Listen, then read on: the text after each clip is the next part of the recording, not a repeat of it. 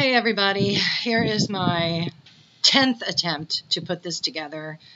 New software, don't really know how to use it yet, so I am learning. So I'm calling it the basic news, and today's topic is the impeachment delusion.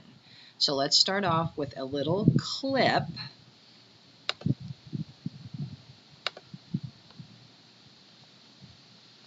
Let's go to the beginning.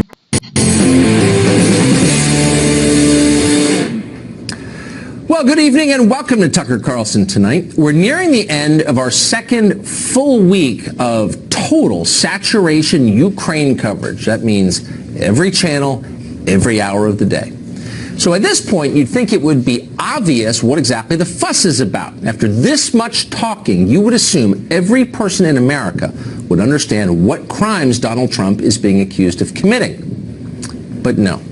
Even now, the story still feels obscure and strangely light. There's nothing mysterious or weighty about it. We already know all of the facts. There's a transcript. And yet they still don't seem very shocking. And so maybe for that reason, our news anchors have been doing their very best to keep the blood pressure high. The game is boring, so the cheerleaders have to work overtime. Twice as hard. For example, here was MSNBC's best attempt to get you to care. I don't say this lightly. But let's be frank, a national nightmare is upon us. The basic rules of our democracy are under attack from the president. We begin tonight with a series of admissions by the president that all but assures his impeachment in the House of Representatives. This moment should arguably be a national emergency. The founding fathers would have considered it a national emergency if the president publicly lobbied multiple foreign governments to interfere in the next election. It's tough to say lightly, but this is the moment that we're at. Well, I think a cliche bomb just went off. Try to ignore how hackneyed and badly written that speech was. The state of education in this country clearly is in rapid decline. Nobody can write a decent paragraph anymore. Someday we're going to do a special on that. But for now, consider the substance of what you just heard, to the extent there was any. The basic rules of our democracy are under attack. That's what they're telling you. So what exactly are the basic rules of our democracy? Well, the most basic rule of all is that the people rule. In a democracy, the big decisions are made by voters in elections. They are not made by left-wing talk show hosts or by the Washington Post or even by high-level CIA employees acting anonymously as whistleblowers. No. In a democracy, the main decisions are made by citizens casting ballots. That, for example, is how you remove a president, by beating him in an election. That's always the way we did it here in America. Not anymore. So yes, our democracy is under attack. They're right about that. And yet, for all his faults, Donald Trump is not the attacker. But wait a second, they're telling you. We understand how grave a decision impeachment is. In fact, we're praying over it, people of faith that we are. But in this case, impeachment is unavoidable. Soliciting information from foreign countries is corrupt and evil. That's what they're telling you. Okay, fine. But let's at least acknowledge that this standard is a brand new standard. I mean, brand new standard, like 20 minutes ago. Because it wasn't that long ago, less than a year, you'll remember this, that all of American politics revolved around information solicited from foreign countries. It was called the Steele dossier. And back then, the press corps strongly approved of it. The allegations in this Christopher Steele dossier, and you went through the timeline very well a few moments ago, are stunning. There were actually substantial portions of what was in the Steele dossier, which was a raw intelligence document, that have indeed checked out. Based on our own reporting and word from numerous official sources, the dossier, in fact, is far from bogus. I think we're going to actually have to stop calling it the infamous dossier. Increasingly, it's the accurate dossier. Increasingly, it's the damning dossier. Increasingly, it's the dossier that is going to hang around the neck of the Trump administration and drag them down. How'd that work out? Oh, the dossier was totally fine. In case you've forgotten, and you may have forgotten, because why would you remember? But Christopher Steele, who wrote the dossier, was a foreign intelligence operative. He gathered his material abroad in foreign countries, some of it clearly from foreign government officials. At the time, that was absolutely fine with Democrats. They weren't embarrassed to say so. Clinton campaign staffer Brian Fallon tweeted this. We could give you a million examples. Here's one. Here's his tweet. I regret I didn't know about Christopher Steele's hiring pre-election. If I had, I would have volunteered to go to Europe and try to help him. Oh, okay. And by the way, if foreign interference is such a concern, and by the way, it should be a concern, then why aren't we more worried about foreign companies sending de facto bribes to the family members of connected politicians? Good question. There are a lot of those. We're picking on Joe Biden's son because it's in the news, but it could be a lot of people's sons. Trust me. But in the case of Biden's son, nobody thinks he's an expert on Ukrainian energy policy. He got the gig because of his dad. He was influence peddling, obviously. In this case, that's okay, though, for some reason. So let's just be totally honest. Let's stop lying if we can, just for a second. I know it's hard in modern America where everyone's required to lie all the time, but let's just be honest for this one moment. In Washington right now, there are no actual rules. Partisans simply invent standards for the purpose of destroying their political enemies. Just today, Hillary Clinton tweeted this from the late Democratic member of Congress, this quote: "If the impeachment provision in the Constitution of the United States will not reach the offenses charged here, then perhaps that 18th century Constitution should be abandoned to a 20th century paper shredder." Barbara Jordan, by the way.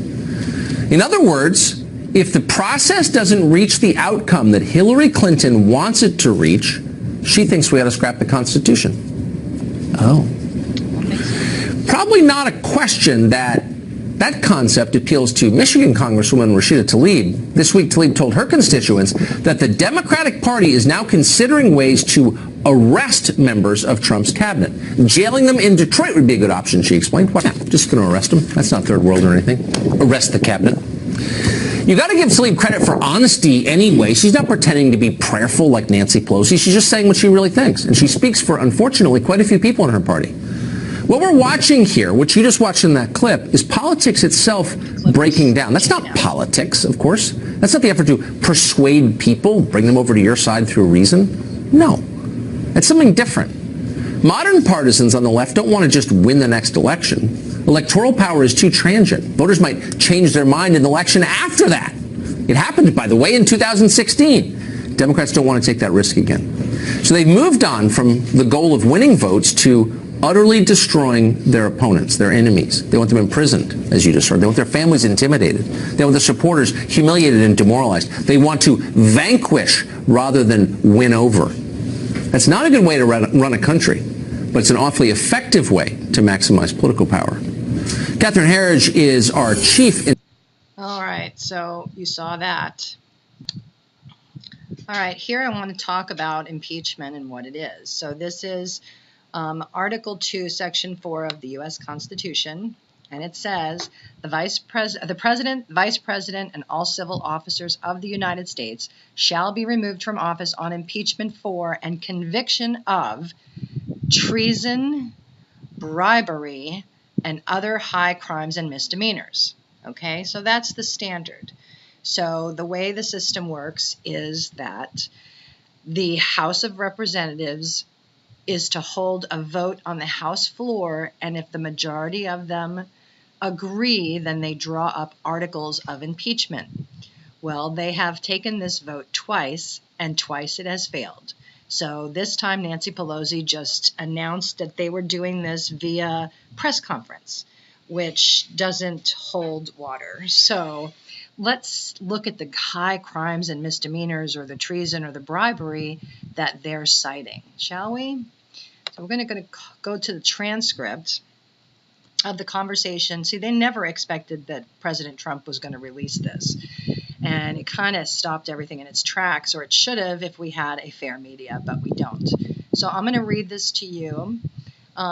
President Trump, congratulations on a great victory. We all watched from the United States, and you did a terrific job. The way you came from behind, somebody who wasn't given much of a chance, and you ended up winning easily. It's a fantastic achievement. Congratulations. President Zelensky, you were absolutely right, Mr. President. We did win big, and we worked hard for this. We worked a lot, but I would like to confess to you that I had an opportunity to learn from you. We used quite a few of your skills and knowledge, and were able to use it as an example for our elections. And yes, it is true that these were unique elections. We were in a unique situation that we were able to achieve a unique success. I'm able to tell you the following. The first time you called me to congratulate me when I won my presidential election, and the second time you are now calling me when my party won the parliamentary election. I think I should run more often so you can call me more often and we can talk over the phone more often. President Trump laughs. That's a very good idea. I think your country is very happy about that. President Zelensky says, well, yes, to tell you the truth, we are trying to work hard because we wanted to drain the swamp here in our country. And I'll just note that the Ukraine has been a pit of corruption for eons. And Zelensky ran on a platform of draining the swamp. That's what he learned from our president. So let's continue. We brought in many, many new people, not the old politicians, not the typical politicians, because we want to have a new format and a new type of government. You are a great teacher for us, and in that. President Trump. Well, it's very nice of you to say that. I will say that we do a lot for Ukraine. We spend a lot of effort and a lot of time, much more than the European countries are doing, and they should be helping you more than they are. Germany does almost nothing for you. All they do is talk, and I think it's something that you should really ask them about. When I was speaking to Angela Merkel, she talks Ukraine, but she doesn't do anything. A lot of the European countries are the same way, so I think it's something you want to look at. But the United States has been very, very good to Ukraine. I wouldn't say that it's reciprocal necessarily because things are happening that are not good, but the United States has been very, very good to Ukraine. So this is something he's been consistent about since the very beginning, that, you know, the EU should be doing a lot more for Ukraine, and they're not doing anything for them. And this is the substance of this whole conversation. All right, President Zelensky. Yes, you are absolutely right. Not only 100%, but actually 1,000%. And I can tell you the following. I did talk to Angela Merkel, and I did meet with her. I also met and talked with Macron, and I told them that they are not doing quite as much as they need to be doing on the issues with the sanctions. They are not enforcing the sanctions. They are not working as much as they should work for Ukraine. It turns out that even though logically the European Union would be our biggest partner, but technically the United States is a much bigger partner than the European Union, and I'm very grateful to you for that, because the United States is doing quite a lot for Ukraine, much more than the European Union, especially when we are talking about sanctions against the Russian Federation. I would also like to thank you for your great support in the area of defense. We are ready to continue to cooperate for the next step. Specifically, we are almost ready to buy more javelins from the United States for defense purposes. President Trump, I would like you to do us a favor, though, because our country has been through a lot and Ukraine knows a lot about it. I would like you to find out what happened with this whole situation with Ukraine. They say CrowdStrike. I guess you have one of your wealthy people, the server. They say Ukraine has it. There are a lot of things that went on, the whole situation. I think you're surrounding yourself with some of the same people. I would like to have the Attorney General call you or your people, and I would like you to get to the bottom of it. As you saw yesterday, that whole nonsense ended with a very poor performance by a man named Robert Mueller, an incompetent performance, but they say a lot of it started with Ukraine. Whatever you can do, it's very important that you do it if that's possible. Okay, he's asking about the 2016 election interference that started in Ukraine. So President Zelensky says, yes, it is very important for me and everything that you just mentioned earlier. For me as a president, it is very important, and we are open for any future cooperation. We are ready to open a new page on cooperation and relations between the United States and Ukraine. For that purpose, I just recalled our ambassador from the United States, and he will be replaced by a very competent and very experienced ambassador who will work hard on making sure that our two nations are getting closer. I would also like and hope to see him having your trust and your confidence and have personal relations with you so we can cooperate even more so. I will personally tell you that one of my assistants spoke with Mr. Giuliani just recently, and we are hoping very much that Mr. Giuliani will be able to travel to Ukraine, and we will meet once he comes to Ukraine. I just wanted to assure you that once again that you have nobody but friends around us. I will make sure that I surround myself with the best and most experienced people. I also wanted to tell you that we are friends. We are great friends, and you, Mr. President, have friends in our country so we can continue our strategic partnership. I also plan to surround myself with great people, and in addition to that investigation, I guarantee as the President of Ukraine that all the investigations will be done openly and candidly. That I can assure you. President Trump says, good, because I heard you had a prosecutor who was very good, and he was shut down, and that's really unfair. A lot of people are talking about it. The way they shut your very good prosecutor down, and you had some very bad people involved. Mr. Giuliani is a highly respected man. He was the mayor of New York City, a great mayor, and I would like him to call you. I will ask him to call you along with the Attorney General. Rudy very much knows what's happening, and he is a very capable guy. If you could speak to him, that would be great. The former ambassador from the United States, the woman, was bad news, and the people she was dealing with in the Ukraine were bad news. So I just want to let you know that. The other thing, there's a lot of talk about Biden's son, that Biden stopped the prosecution, and a lot of people want to find out about that. So whatever you can do with the Attorney General would be great. Biden went around bragging that he stopped the prosecution, so if you can look into it, it sounds horrible to me. President Zelensky, I wanted to tell you about the prosecutor. First of all, I understand and am knowledgeable about the situation. Since we've won the absolute majority in our parliament, the next prosecutor general will be 100% my person, my candidate, who will be approved by the parliament and will start as soon as the new prosecutor in September. He or she will look into the situation specifically to the company that you mentioned in this case. The issue of the investigation of the case is actually the issue of making sure to restore the honesty. So we will take care of that, and we will work on the investigation of the case. On top of that, I would kindly ask you if you have any additional information that you can provide to us. It would be very helpful for our investigation to make sure that we administer justice in our country with regard to the ambassador to the United States from Ukraine. As far as I recall, her name was Ivanovich. It was great that you were the first one who told me that she was a bad ambassador, because I agree with you 100%. Her attitude towards me was far from the best, and she admired the previous president, and she was on his side. She would not accept me as a new president well enough. President Trump, while she's going to go through some things, I will have Mr. Giuliani give you a call, and I'm also going to have the Attorney General Barr call you, and we will get to the bottom of it. I'm sure you'll figure it out. I heard the prosecutor was treated very badly, and he was a very fair prosecutor. So good luck with everything. Your economy is going to get better and better, I predict. You have a lot of assets. It's a great country. I have many Ukrainian friends. They're incredible people. President Zelensky, I would like to tell you that I also have quite a few Ukrainian friends that live in the United States. Actually, the last time I traveled to the United States, I stayed in New York near Central Park, and I stayed at the Trump Tower. I will talk to them, and I hope to see them again in the future. I also wanted to thank you for your invitation to visit the United States, specifically Washington, D.C. On the other hand, I also want to assure you that we will be very serious about the case and will work on the investigation. As to the economy, there is much potential for our two countries, and one of the issues that is very important for Ukraine is energy independence. I believe we can be very successful in cooperating on energy independence with the United States. We are already working on cooperation. We are buying American oil, but I am very hopeful for a future meeting. And we will have more time and more opportunities to discuss these opportunities and to get to know each other better. I would like to thank you very much for your support. President Trump, good. Well, thank you very much, and I appreciate that. I will tell Rudy and Attorney General Barr to call.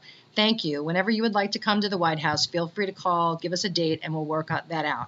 I look forward to seeing you. President Zelensky, thank you very much. I would be very happy to come and would be happy to meet with you personally and get to know you better. I'm looking forward to our meeting, and I also would like to invite you to visit Ukraine and come to the city of Kiev, which is a beautiful city. We have a beautiful country which would welcome you. On the other hand, I believe that on September 1st, we will be in Poland, and we can meet in Poland, hopefully. After that, it might be a very good idea for you to travel to Ukraine. We can either take my plane and go to Ukraine, or we can take your plane, which is probably much better than mine. President Trump says, okay, we can work that out. I look forward to seeing you in Washington and maybe in Poland, because I think we're going to be there at that time. President Zelensky, thank you very much, Mr. President. President Trump, congratulations on the fantastic job you've done. The whole world is watching. I'm not sure it was so much of an upset, but congratulations. President Zelensky says, thank you, Mr. President. Bye-bye. That is the whole call. Now, he is asking for investigations that were started under the guy that Biden got fired to be continued so that they can root out the corruption in the Ukraine and in the United States. And the president has an obligation to uphold the rule of law. And he also has treaties with these other countries for mutually sharing information so that we can get to the bottom of criminal matters. So that's that. Okay, and then here is the whistleblower complaint, and I am not going to read this whole thing because it is really long and boring, but I just want to point out something that's very, very important. Right here. I was not a direct witness to most of the events described. And everywhere throughout this whole thing, it's like, to the best of my knowledge, okay, He's talking about the phone call. The White House official who told me this information. I mean, this is all secondhand and newspaper articles. It's basically the same as the Steele dossier. It's like, Russian collusion part 2. It's just kind of ridiculous. Okay, so there was basically no high crimes and misdemeanors, treason, or bribery in that phone call. Now, they'll talk about the aid, but the reason that President Trump was going to be holding back the aid was because of the corruption in Ukraine. We don't, he's very concerned that we don't want to throw good money after bad to a corrupt regime, that people are pocketing billions of dollars. So, that's what was held up. And then Senator Rob Portman asked the president to go ahead and release it because he was getting ready to head over to Ukraine, and the president released it. It had absolutely nothing to do with any of this. If you're going to bribe somebody, they need to know that they're being bribed. And the president of Ukraine has said he wasn't pressured to do anything. And then we're going to be getting the transcripts of the other ambassadors shortly. But as everything goes there's not been anything to corroborate any bad motives on the part of the president. So let's watch this real quick. Former U.S. Vice President Joe Biden, who's tipped to run for the White House in 2020, has been fending off allegations of sexual misconduct. That swirl of negative press has taken attention away from another potentially damaging revelation. Ukraine's former top prosecutor, speaking to political website The Hill, accuses Biden of pressuring Kiev into sacking him. Caleb Maupin digs deeper. Former Vice President Joe Biden is caught up in a bit of a scandal. His name has been floated for the last year or so as a possible Democratic challenger to Donald Trump in the 2020 elections. But now everyone is talking about his habit of getting frisky with both women and girls in public. He leans down, smells my hair, and then plants this big, long kiss on the top of my head. Joe Biden's presidential campaign hasn't even officially begun, and people are trying to knock him out of the running. Joe Biden is facing new accusations of inappropriate behavior. Joe has a habit of doing things right out in the open, and while everyone is focusing on this rather touchy subject, some of his earlier deeds are not getting as much attention. Last year, in an interview, Joe bragged about getting Ukraine's general prosecutor fired. He says he was standing up to corruption. I had gotten a commitment from Poroshenko they would take action against the state prosecutor, and they didn't. I said, I'm telling you, you're not getting $1 billion. I said, you're not getting $1 billion. I'm going to be leaving here, and I think it was, 6 hours? I looked, I said, I'm leaving in 6 hours. If the prosecutor's not fired, you're not getting the money. Oh, son of a got fired. And they put in place someone who was solid at the time. Well, it just so happens that the general prosecutor was investigating an energy firm in which Joe Biden's son, Hunter Biden, was heavily invested. Burisma Holdings is an energy corporation in Ukraine, and Hunter Biden, the son of the former vice president, has made a rather handsome profit from it, especially in the aftermath of the 2014 events in Ukraine, in which pro-EU forces took power. That prosecutor was looking into 3 different instances of foul play from Hunter's cash cow. However, all it took was a phone call from Papa Joe, and that prosecutor was out. We had plans that included interrogations and other crime investigation procedures into all members of the executive board, including Hunter Biden. Members of the board obtained funds as well as another US-based legal entity, Rosemont Seneca Partners, LLC, for consulting services. One might argue that perhaps Joe Biden had no idea about his son's financial interests. They say he's the vice president. Perhaps he was too busy running the country to pay attention to his son's finances. However, if he watched any American media, he couldn't have missed it.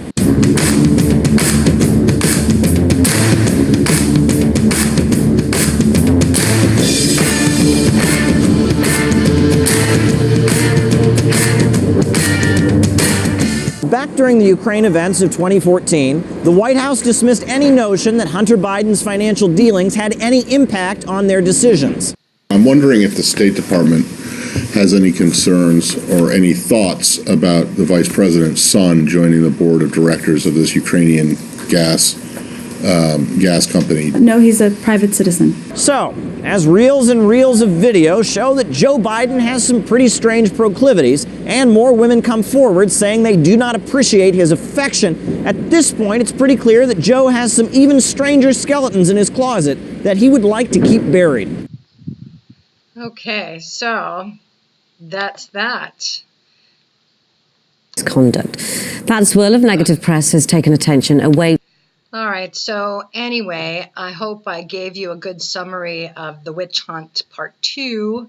And, Pelosi's son just got outed that he was messing in the Ukraine as well. Hunter Biden was partnered with John Kerry's son, and Whitey Bulger, the crook, famous crook, his nephew as well. So this is why we elected Donald J. Trump to be president, because he is draining the swamp. And I hope I helped explain everything to you, that this is a big nothing burger, and these Democrats are just totally, and the media are totally afraid that they're not going to have power and money anymore, that their little playground is going away, and I can't wait for it to happen. Drain the swamp, everybody. Talk to you later. This is Stacey Rauschberger, your realtor, rancher, reporter. Love you guys. Talk to you later. Bye.